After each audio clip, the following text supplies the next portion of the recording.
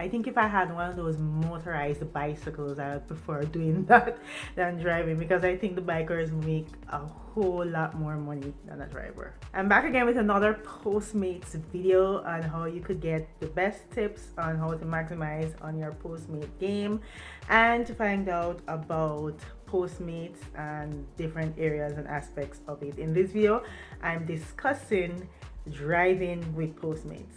Please remember to subscribe to the channel so you can get more videos on Postmates and other stuff that I post. Also, liking and commenting really helps with the YouTube algorithm, so I would love you to do that also. And share with your other Postmates buddies, or share with someone who you'd like to introduce to Postmates. I'll also link my referral link in the description box down below. So if you've never signed up for Postmates and it's something you want to do, I would suggest using my link so I could benefit from your sign up, of course. Now, there are advantages and disadvantages to driving with Postmates. It's definitely easier to get to very far destinations.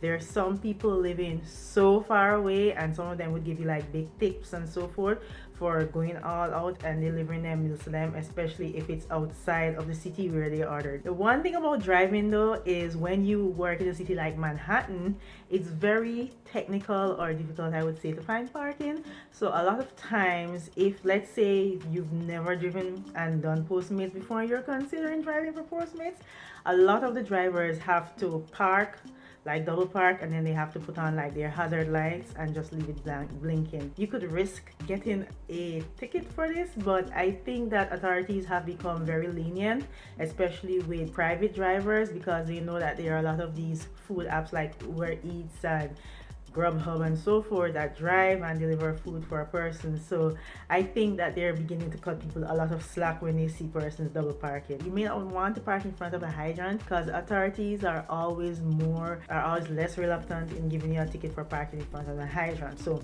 do not park in front of a hydrant, but you could risk doing the whole double parking thing. For walkers and bikers, they do not get to go like a certain amount of miles because it's going to be so far away. So drivers and persons with bikes that are motorized usually get the orders that are out of town. A lot of times persons who are living, let's say, in a city like Manhattan, and a customer lives outside of the city of Manhattan, then it's more feasible for a driver or someone with a motorized bicycle to get that order and deliver it to them. A lot of times persons who order like something from in the city and then want you to head way out of the city are usually people who can afford to pay for the distance, and a lot of times they tip very big for doing this. Also, usually when it's a very long delivery in distance, a lot of times it's like for a function, someone is ordering a large amount of food for a function or for an event, and they also would tip a lot for that. Either the individual is able to afford to give you a big tip,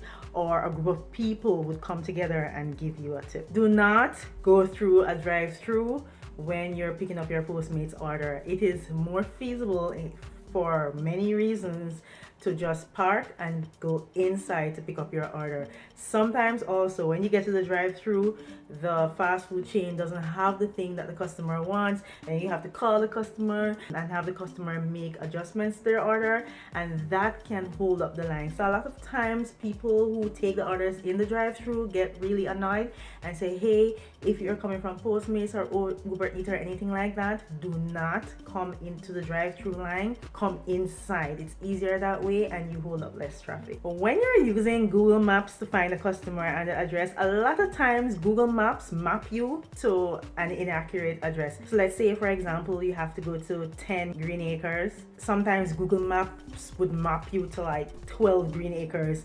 So if you do not double check with the Postmates app, you a lot of times could give the delivery to the wrong customer or go to the wrong address, and that completely wastes your time. So always double check the final address or the final arrival address that Google Maps places you at against the address that the customer provided in the Postmates app.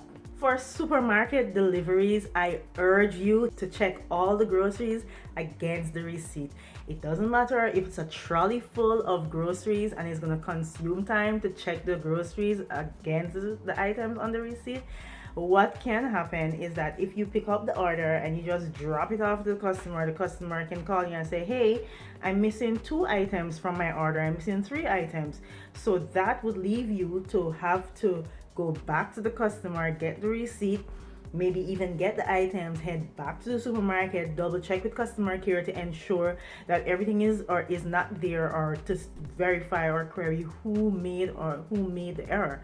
So I would plead with you, if you go to a supermarket like Wayfair and you get like a whole trolley full, just when you head outside, just open up all the bags and get a pen, use your receipt and check every item against what's in the receipt. And if it's available on the app, you should cross-reference whatever items that are on the app. Also, it saves you a lot of time and it saves you having to go back or forth, or even having to get a bad review from a customer, or having to lose out on tips because the customer is pissed off.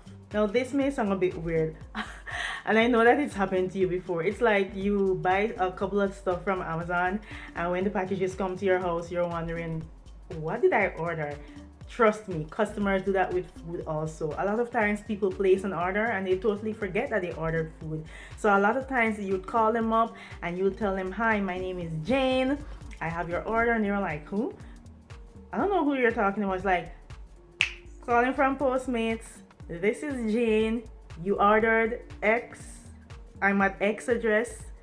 Is like you have to emphasize and repeat all these things because customers have so many things going on at times that they totally forget that they ordered something.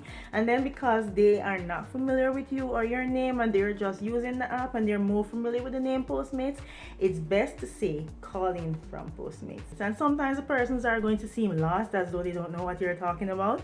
Just repeat it a few times and then after a while it's going to register to the customer and they're going to be like, oh yes, I did order some food.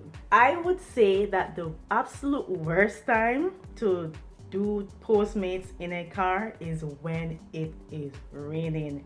I don't know, when it rains, I don't know where traffic comes from. I don't know why there's a gridlock. I don't know why rain avoids cars from moving faster than they should.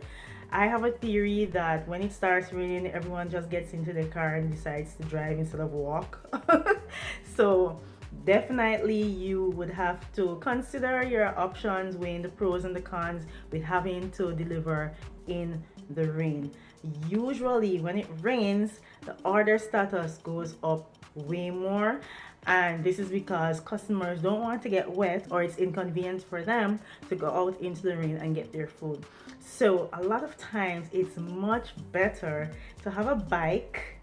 I know, riding in the rain with a bike, but you'll make a ton of money because there's so many orders coming in because of the weather. For weather conditions like heavy rains, I would suggest getting like a waterproof bag or a big clean garbage bag so that when you collect a customer's order, you could put it into the bag or into the waterproof bag and you can seal it from the rain.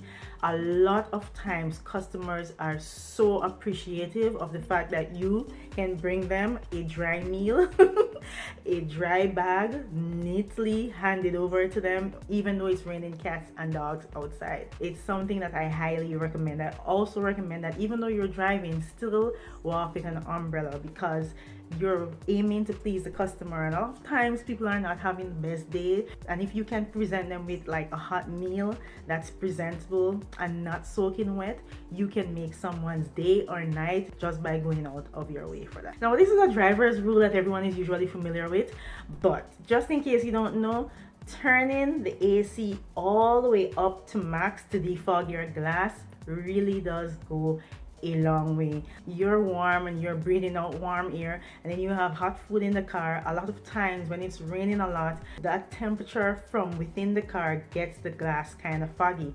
So when you do that with the AC, it clears the glass up. Okay, my last tip is a very important tip. Before I give you the last tip for driving with Postmates, remember to subscribe, and also you gotta hit the notification bell if you want to see or get notifications on when I upload new videos. And also remember to like and comment and share the video too. Now this is a big one. Let's say a customer sends you to a 7-Eleven and for some reason the address that is recommended by Postmates on the app is hard for you to find or you cannot find it, I do not recommend going to another 7-Eleven, because this is what happens.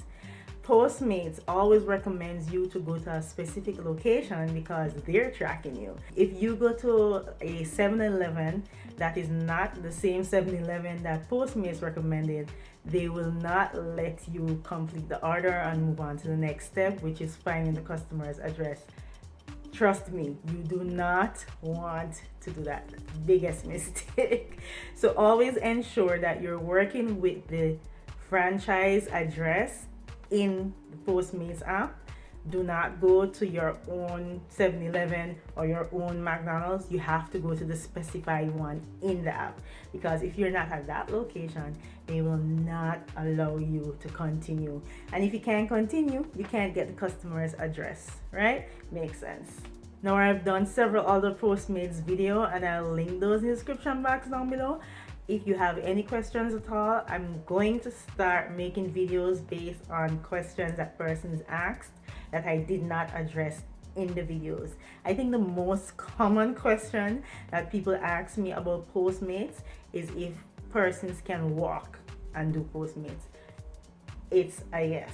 The thing with walking is that because you can only walk so far within a certain amount of time, they won't give you certain jobs, and especially bulk orders. Walkers do not get bulk orders because of course you're walking. How are you going to carry the orders?